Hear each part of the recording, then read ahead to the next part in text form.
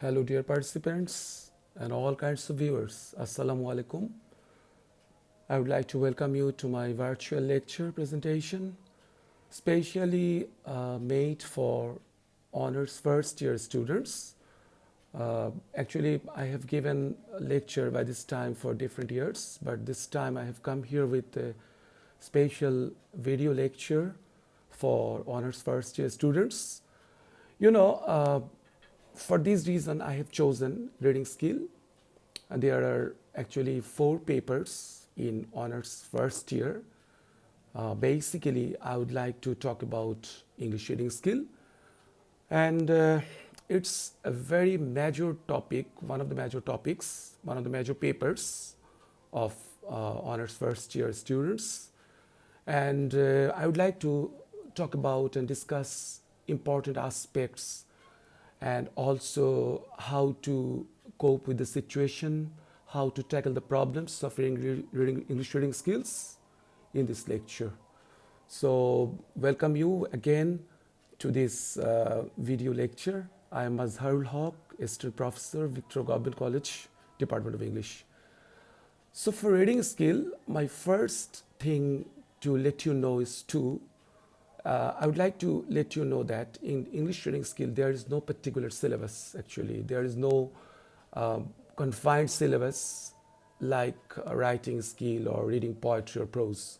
This is particularly and of course a very different type of paper in the sense that it doesn't actually have any prescribed syllabus for you to follow.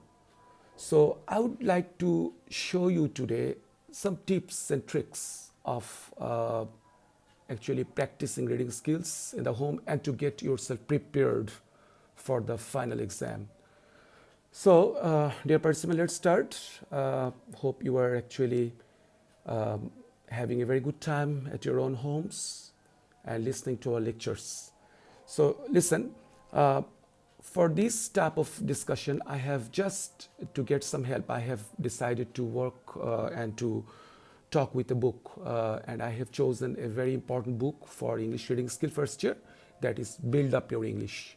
You can have a look at this book. This is the book that you will be following for your preparation. This book is written by A.J. Glover. Actually, you can follow any book written by British writers or any other books that you can find available. As I have already told you that there is no particular or prescribed syllabus for English reading skill. What you have to do is to improve your reading skill capacities and comprehensibility. So what you have to do is to read as much as you can, but you have to choose what type of things you need to read. That is very important for you. So for the preparation of the exam, you can choose Build Up Your English. That's a very good book for the students, especially for the first year students, to improve their reading skill. And how can you do that? How to cope up with the book? The book is actually made or specially prepared for the students to build up your vocabulary, to accelerate your grammar capabilities, and also to enhance your reading comprehension abilities. So for this reason, this book is very vital for you. And now let me show you how to use this book. But before I go, I want to add that you can read as much as you can. Any source of reading you can choose for your preparation for the exam. But basically, I want you to read English newspapers, dailies, magazines, journals, which are readable for you for better understanding. And firstly, I want to tell you that reading skill has been divided into 4 subsections like skimming, scanning, intensive reading, and extensive reading. You have to go them one by one. First of all, skimming. You can skim a text for just general or generalized information. Then you can scan the text for more valuable and detailed description or ideas or information from the text. Intensive reading is for getting the answers of the questions, and extensive reading is also for getting the answers, but in a more particular and comprehensive way for the students. So for this reason, I believe that if you follow Build Up Your English or any such book like this, it will be very much beneficial for you to build up your reading capabilities. So let me show you how to use the book. There are different chapters of this book. Each chapters are actually divided into two different sections, section A and section B, section 1A and section 1B. So you can start from the very beginning of the book, because the book is written hierarchical order for the students to gradually increase their reading capacity or reading ability or reading comprehension qualities. So for my discussion, I have just chosen section 2, part A. Each section is actually divided into two different subsections, A and B. A is particularly dealing with grammars, grammatical problems, which are given in part A of reading skill. I would like to let you inform, dear students, that your reading skill questions will be divided like 10, 20, and 50. That is, 10 marks is for part A, part B is 20, and part C is 50 marks. But today's discussion, I have only limited or confined it only within part A and part B. Part C is another one, another day I will discuss. So part A and part B, 10 and 20 marks. So in first part, that is part A, you will be given a reading comprehension passage, completely unfamiliar for you, of course, and of course a very recent talked of issue or topic will be given for you to solve. Similarly, in part 2 also you will be given a topic or paragraph which is also very much unfamiliar topic for you, but very much to judge your comprehension capabilities. That's it. So section 2, part A, for example, the first question is completing. So most of the questions of these books are related to completing. There are different ways of completing sentences. Then some exercises are dealing with meanings of the comprehensions of phrases. So dear students, I want you to check the phrases of your understanding. You can get a lot of phrases in this book. For example, in this book, we get the phrase like a rough diamond, to cast pearls before swine, the apple of his eye, it never rains but it pours, new broom swept in. So phrases are also available. Completing the sentence. Completings have a lot of, variations. Some completings are like this one, as I can find in the book. Complete this sentence by adding words opposite in meaning. That is, the word is given, but you have to use the opposite. For example, the first one I would like to discuss. 3 months after the manager had engaged the cashier, he dashed him for dishonesty. So engaged word is italicized here. So you have to find out the antonym of the word engaged. So according to the meaning of the line. So 3 months after the manager had engaged the cashier, he dismissed. So according to the topic or according to the context of the sentence, the opposite word or antonym of the word engaged is dismissed. So you can use here this. Remember, the part of speech, you have to use the same part of speech or the part of speech that has been suitable or acceptable to this structure. For example, here, 3 months after the manager had engaged the cashier, he dashed him for dishonesty. So the sentence written in the past perfect tense.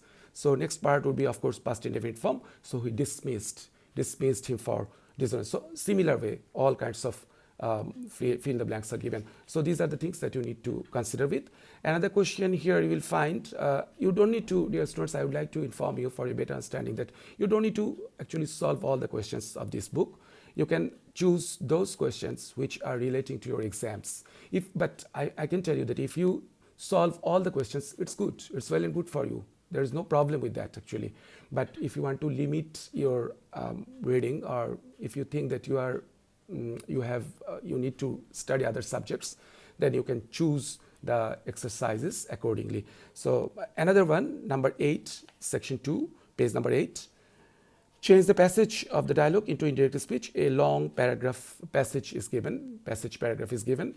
You have to write it in the indirect speech. So this sort of questions will be given in the first paper, reading A, part A. That is, sometimes fill in the blanks, sometimes transformations, sometimes fill in the blanks with opposite words.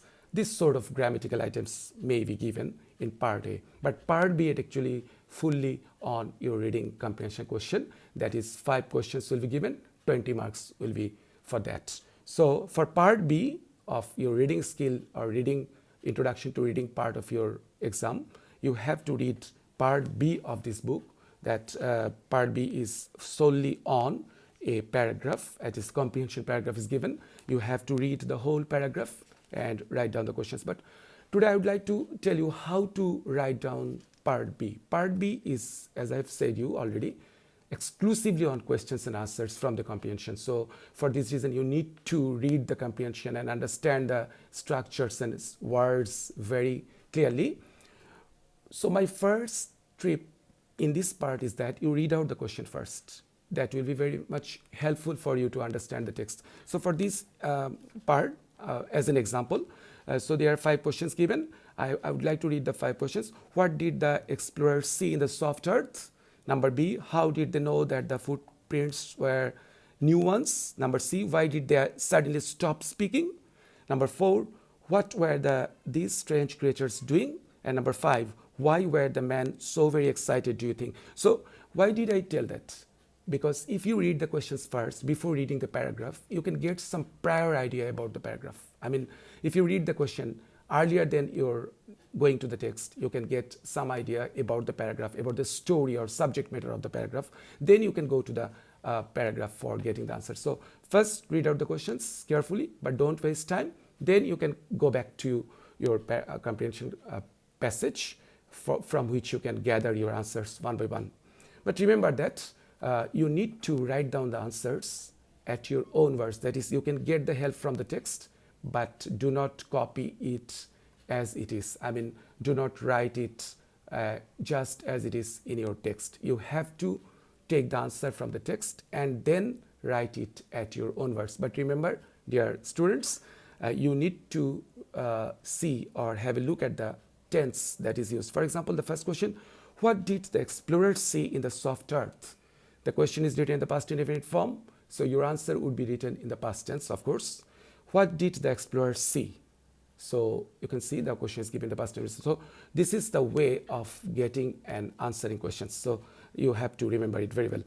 Again, I'm going to section 3 of this book, part A. Part A is basically on grammars, which is very much helpful for your part A of your reading, introduction to reading part of your final exam question.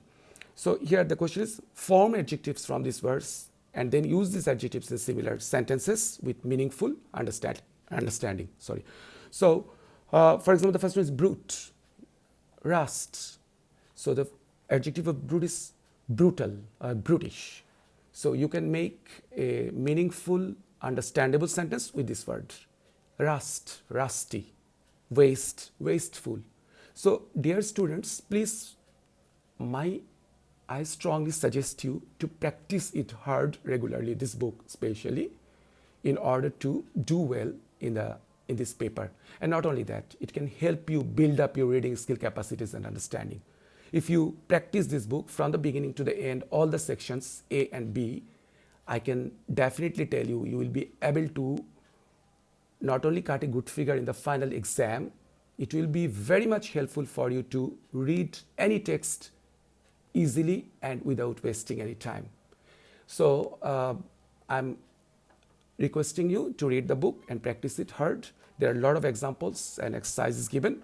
Read the questions carefully, then go to the answers. If you do not, one more tip I would like to share, if you do not know the meaning of any word, don't go to the dictionary directly. That's my other tip.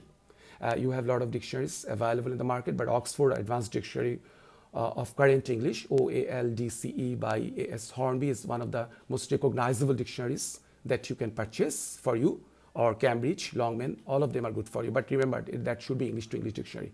So if you do not know the meaning of any word in the passage or any question, don't just go to the dictionary at the very beginning. What you will do is to guess the meaning from the text or guess the meaning from the sentence. Read it back and forth, try to grasp and grab the meaning and grip out the meaning. And if you do not know the find out the meaning of that particular word, then you can go back to the dictionary and find out the meaning of the word. That is my suggestion for you. And in that way, you can actually guess. It will help you improve your guessing power, which is very, very important for reading skill abilities and comprehension capacities. So dear students, this is the way you can follow this book, any book, as I have already told you, relating to reading skill. Another book I would like to suggest you, The English We Use by R.A. Close. You can read that book also. These books are solely and exclusively written for honors first year students to tackle the problems with reading skill solutions. That's it. So it's all from me. If you would like to share your views with me, you can join me on my YouTube channel, mazhar.mazharhub, and my blog IDs are also given for you to share your ideas.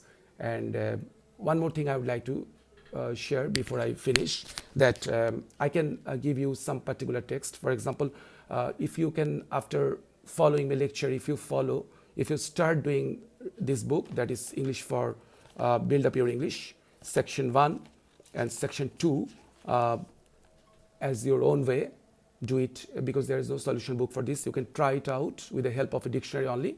Then you can do this and you can show it to me. You are most welcome. That is the homework I would like to give you. If you think you can be benefited by doing that, you can do this, and don't hesitate to let it know to me. So it's all from me. Thank you very much. See you.